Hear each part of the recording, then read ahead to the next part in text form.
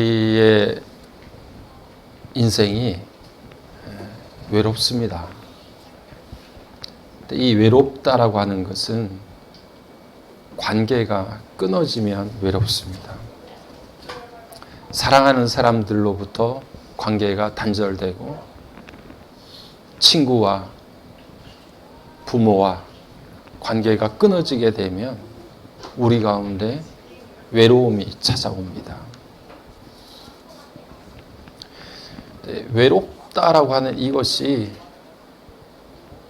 좋은 관계를 맺어도 또 여전히 우리 안에 남아 있습니다. 다시 말하면 친구가 있어도 사랑하는 사람이 있어도 부모가 있어도 여전히 우리 마음속에 또 한편으로 외로움이 남아 있습니다. 말씀드리는 것은 외로움이라고 하는 것은 우리 인간이 가지고 있는 근본적인 외로움이 있습니다. 누가 있어도 돌아서 앉으면 외로움이 우리 가운데 고스란히 남아 있습니다. 이 근원적인 우리가 가지고 있는 본질적인 이 외로움이 어디서부터 시작된 것일까?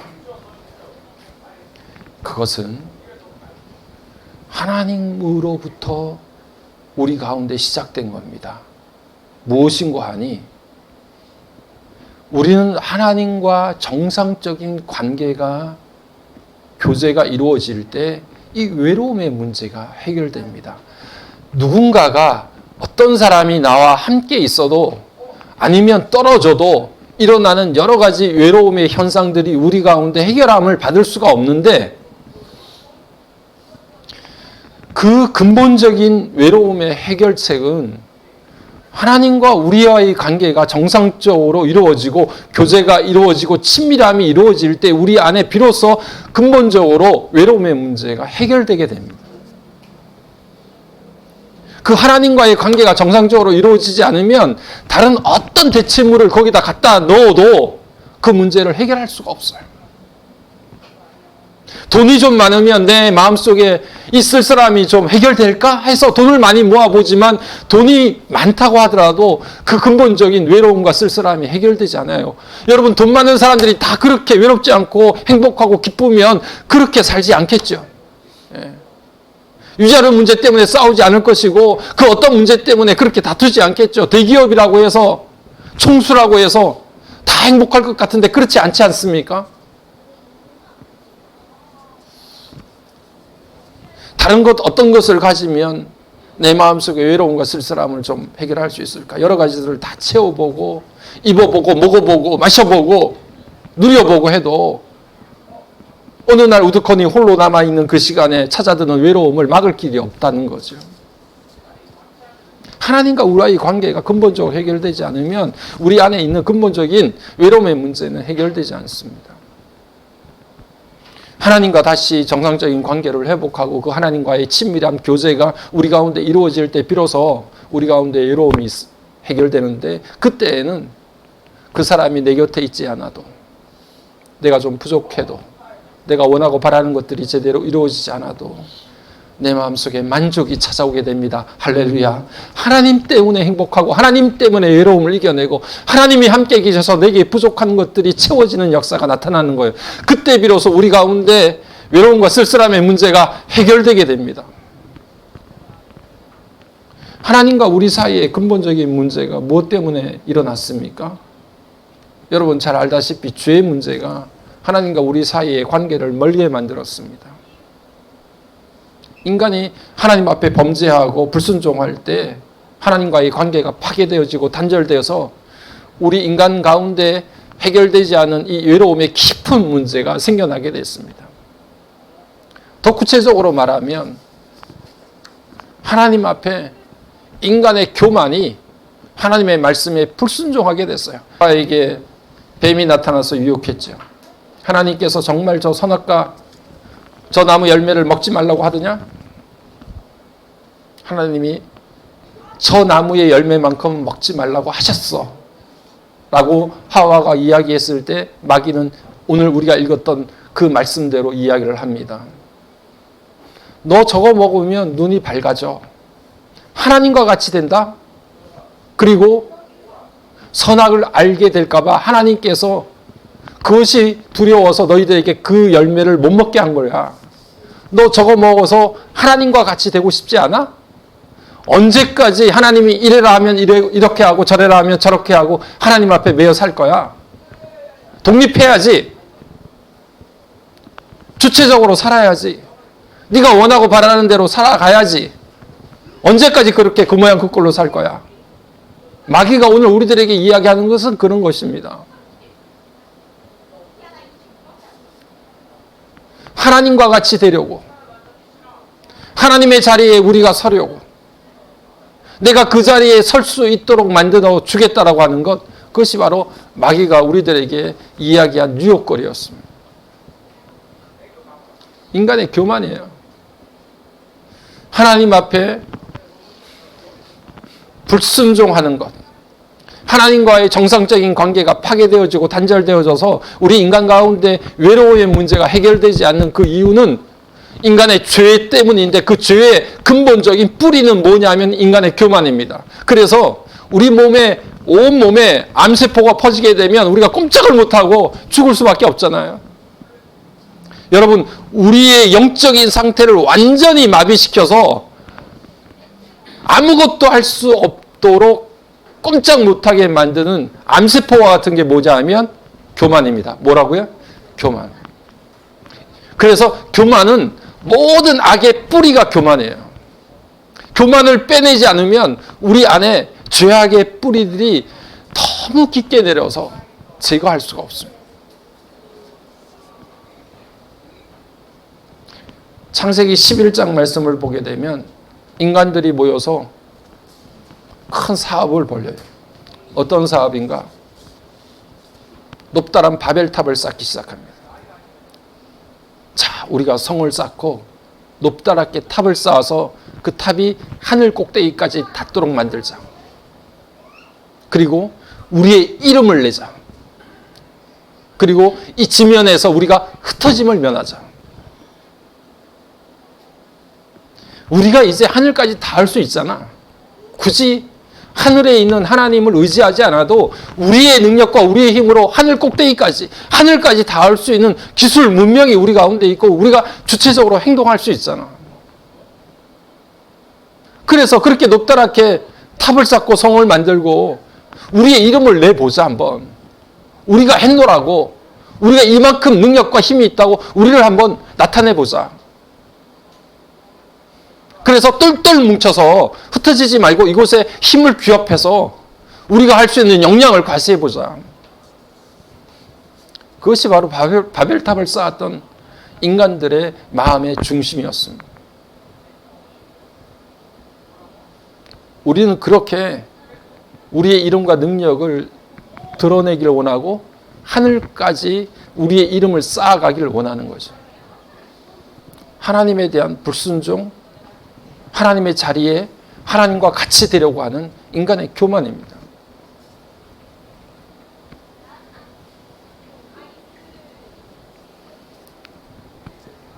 결국 이 교만이 하나님과 우리와의 관계를 완전히 파괴시키고 무너뜨려요.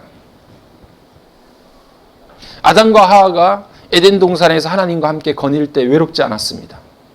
언제나 하나님께서 인생의 근본적인 문제에 함께 해주셨어요. 하나님이 말씀하시고 우리는 그 말씀에 귀를 기울이고 순종했습니다. 하나님과의 영적인 만남이 이루어질 때 우리 영혼이 만족을 얻었어요. 모든 것이 충족되었고 모든 것이 충만했습니다.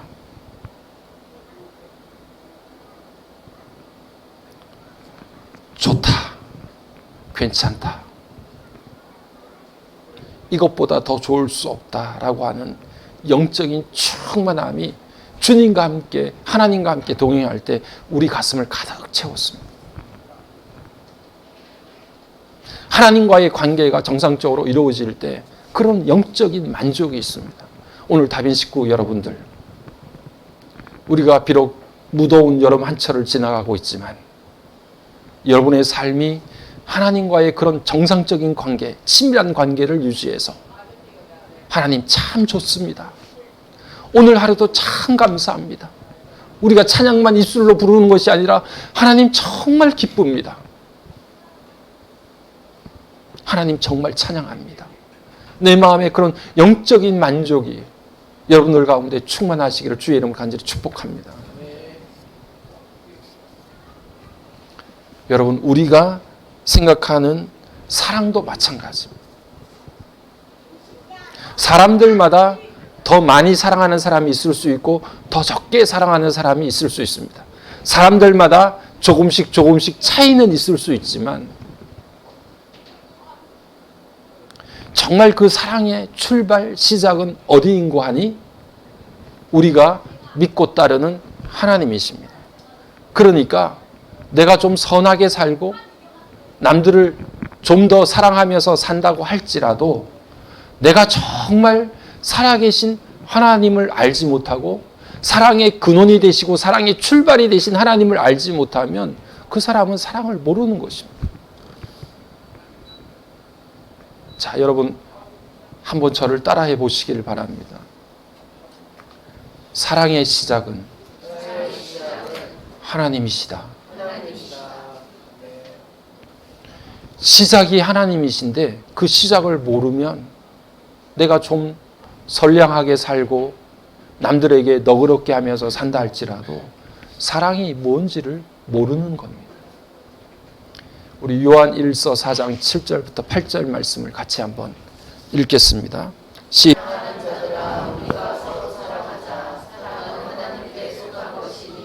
사랑하는 자마다 하나님으로부터 나서 하나님을 알고 사랑하지 아니하는 자는 하나님을 알지 못하나니 이는 하나님은 사랑이심이라.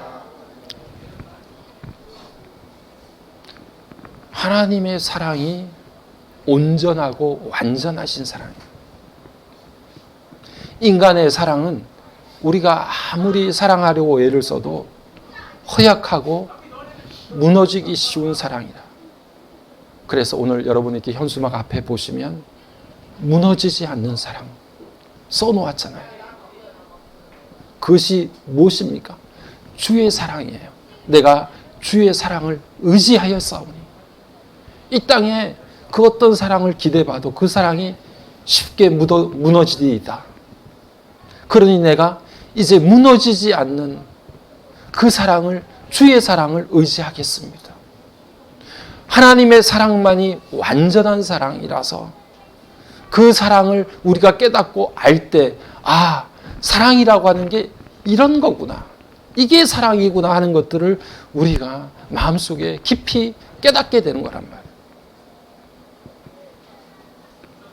그 누구와의 사랑도, 그 누구와의 만남도 우리 안에 완전하지 않습니다.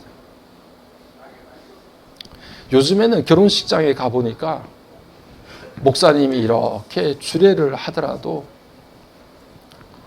축가하잖아요, 축가. 축가하는데 나와서 축가하는 걸 보면 가요를 부르고 난리 부르스를 치고 그냥 뭐 또 신랑이 신부한테 노래를 부르고 좋습니다. 예, 좋은데 이전에 목사님들 어른들 만약에 그런 모습을 봤으면 아마 정말 불효령이 떨어졌을 거예요.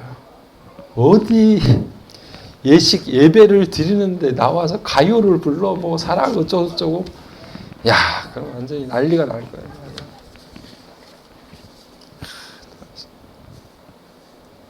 이전에는 괴팍한 목사님들이 많으셔가지고요. 저는 그 이야기로만 들었는데 이전에 제가 있었던 교회 뭐 장로님이랑 권사님은 다 아시는데 결혼식을 진행하다가도 결혼식 예배를 드리는데 어떤 분이 기도를 길게 하셨나 봐. 그 목사님이 강대상에 있던 종을 땡땡 들어가시오. 예. 그렇게까지 했어요. 아, 결혼식 때 주책맞게 기도 길게 한다고. 축가, 긴 축가를 부르게 되면 축가가 길어지면 그것도 종을 땡땡 그만하고 들어가시오. 야, 얼마나 무한하겠어요. 이 축가를 부르던 사람이. 예. 그 정도로 개빡한 목사님들이 많으셨단 말이에요. 그런데 가요를 불러? 야, 난리가 날 거야, 아마. 예.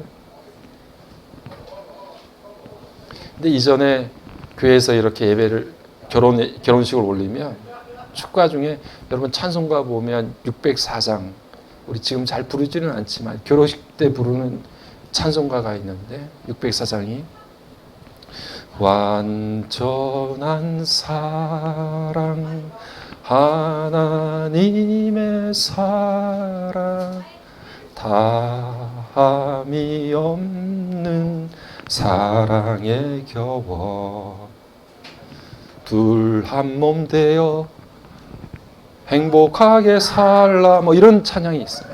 그 찬양을 부르면 처음이 완전한 사랑, 하나님의 사랑. 완전한 사랑은 하나님의 사랑밖에 없어. 이 두 사람이 함께 지금 결혼식을 올리고 함께 살겠다고 약속을 하고 사람들 모아놓고 예배를 드리지만 우리가 약속하는 그 사랑은 완전치가 않다. 하나님의 사랑만이 완전해. 그러니 두 사람이 그 완전하신 하나님의 사랑에 기대어서 다함이 없는, 무너지지 않는 유일한 그 튼튼한 사랑에 기대어서 한평생 함께 살라고 하는 그런 찬송이에요. 여러분 얼마나 성경적입니까? 하나님의 사랑, 그 완전한 사랑 말고는 우리가 기댈 사랑이 없습니다.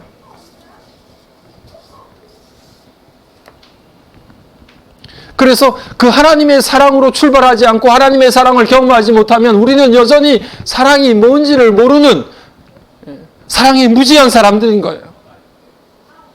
단지 일시적으로 그 사람이 좋아서 감정적으로 그 사람에게 빠질 수는 있지만 하나님께서 정말 우리를 어떻게 사랑하셨는지, 그 하나님의 사랑이 얼마나 크고 높고 깊은지를 깨닫지 못한 사람은 여전히 사랑이 뭔지를 모르는 겁니다. 이게 사랑일까 저게 사랑일까 헤매고 다니지만 그것은 진정한 사랑이 아니에요.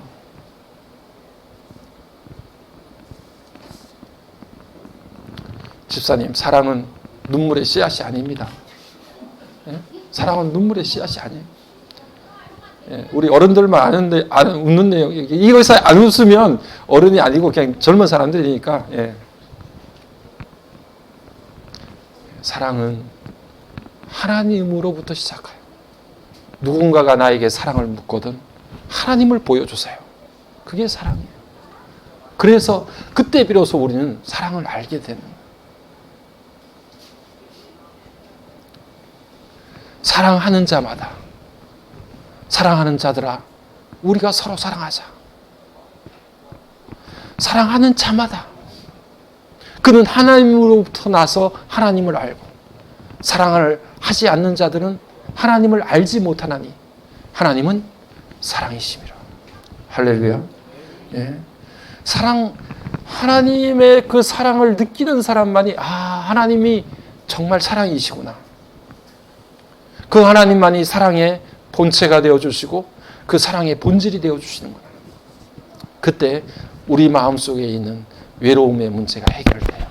왜냐하면 진정한 사랑이 하나님밖에 계시지 않기 때문에 그 하나님의 사랑에 내가 딱 정상적으로 접속하게 되면 그때 비로소 그 사랑이 나를 충만하게 채워주고, 그 사랑이 내 삶 가운데 이 땅이 아무리 메마르고 외롭고 쓸쓸하게 우리를 몰아붙여도 그 안에 참된 평안과 기쁨과 진정한 사랑의 즐거움을 누리며 살 수 있는 것이 바로 하나님이 사랑이시기 때문에 그래요.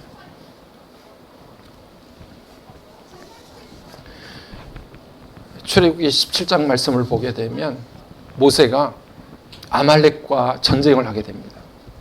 이 전쟁을 하는데 모세는 총과 칼을 들고서 아말렉 사람들과 전쟁을 하는 게 아니라 저 산꼭대기에 올라가서 모세가 두 손을 높이 들고 하나님 앞에 기도를 해요. 하루 종일. 싸움이 일어나는 동안에 계속해서 손을 들고 기도하는데 손이 얼마나 피곤하겠어요. 그래서 두 손을 아론과 훌이 두 손을 붙들고서 모세의 손이 내려오지 않도록 그렇게 기도를 하고 있고, 저 산 아래에서는 여호수아가 군대를 끌고 가서 아말렉 군대와 전쟁을 하는 거예요. 기도는 하나님을 온전히 신뢰하고 하나님 앞에 맡기는 행위입니다. 그때 여러분 마음속으로 확신하세요. 기도할 때 우리는 승리할 수 있다. 모세가 손을 들었기 때문에 이스라엘 군대가 승리한 게 아니에요. 모세가 손을 든 것은 하나님 이 손을 잡아주세요. 하나님이 이 손을 붙들어 주세요. 내 모든 것 하나님을 의지하고 하나님께 모든 것들을 맡깁니다 라고 고백하는 게 두 손을 들고 하나님 앞에 기도하는 행위예요. 우리가 하나님께 손을 들고 하나님 앞에 기도할 때 우리의 삶이, 우리의 인생이 승리할 수 있습니다. 모세의 손이 내려올 때 이스라엘군이 패했어요. 모세의 손이 다시 올라가면 하나님의 군대, 이스라엘 군대가 아말렉을 물리쳤습니다. 그리고 그 전쟁이 승리로 끝날 때 모세는 하나님 앞에 감사의 제단을 쌓았어요. 그리고 그 제단의 이름을 여호와 니시라고 불렀습니다. 그 뜻이 무엇입니까? 여호와는 나의 깃발. 하나님, 내 인생 가운데 흔들 깃발이 있다고 하면, 내가 내 손을 들어서 흔들 깃발이 있다고 하면 내 인생 가운데 여호와의 깃발밖에 없습니다.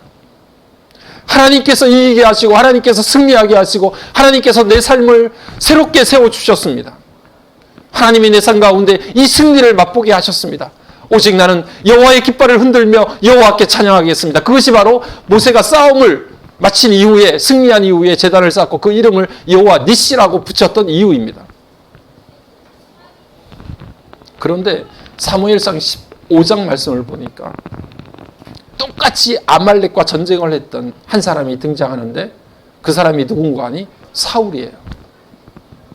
하나님의 명령을 따라서 사울도 아말렉과 전쟁을 합니다. 하나님께서 명령을 내리신 대로 전쟁을 했는데 결국 이스라엘 사울의 군대가 승리했습니다. 그런데 그 승리 과정에서 하나님께서 그에게 명령하신 명령대로 그 과정을 제대로 이행하지 않았습니다. 다시 말하면 불순종한 거예요. 이렇게 해라 라고 하나님께서 명령하셨지만 그 명령대로 이행하지를 않았습니다. 나중에 사무엘이 찾아와서 사울 왕을 심하게 책망합니다. 왜 시키는 대로 하지 않았어요? 왜 모든 짐승들 다 죽이라고 했는데 살찐 것만 골라서 살려서 데리고 왔습니까? 아말렉 왕 아각을 왜 죽이지 않았죠? 사울이 사무엘의 질문에 이런저런 핑계를 댑니다. 그때 사무엘이 사울에게 그렇게 이야기하지 않습니까? 왕이여, 하나님이 번제와 다른 제사를 드리는 것을 하나님의 말씀을 청종하는 것만큼 좋아하시겠나이까? 순종이 제사보다 낫고 듣는 것이 순양의 기름보다 낫습니다 라고 이야기를 하더라도 그 이야기를 귓등으로도 듣지 않는 거예요.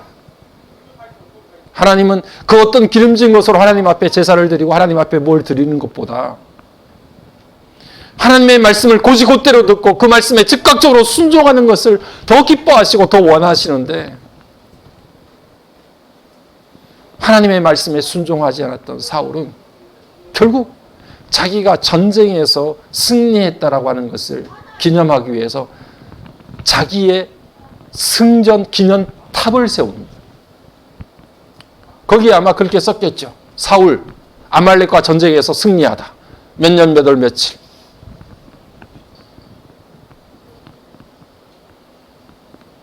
모세는 동일한 아말렉과의 전쟁에서 승리했음에도 불구하고 이 승리는 나의 승리가 아니라 하나님의 승리라는 것을 분명하게 기억하고 알기에 그 이름을 하나님의 깃발, 여호와의 깃발이라고 그렇게 이름을 붙였지만 사울은 아말렉과의 전쟁에서 승리한 것이 마치 자기가 승리를 한 것처럼 자기를 위해서 자기의 기념비를 세웠던 사람이 사울이었어요. 그 기념비라고 하는 말이 여러분 히브리 성경을 보면 기념비라고 하는 말이 손이라고 하는 말과 동일한 단어예요.